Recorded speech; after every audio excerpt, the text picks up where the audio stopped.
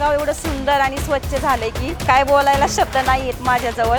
म्हणजे इतकं छान झालंय ना की इथून मागं कधीच एवढं गावाचं आम्हाला सहकार्य मिळालं नाही. त्याबद्दल मी पुणे ग्रँड टूरचे खरंच अभिनंदन करते.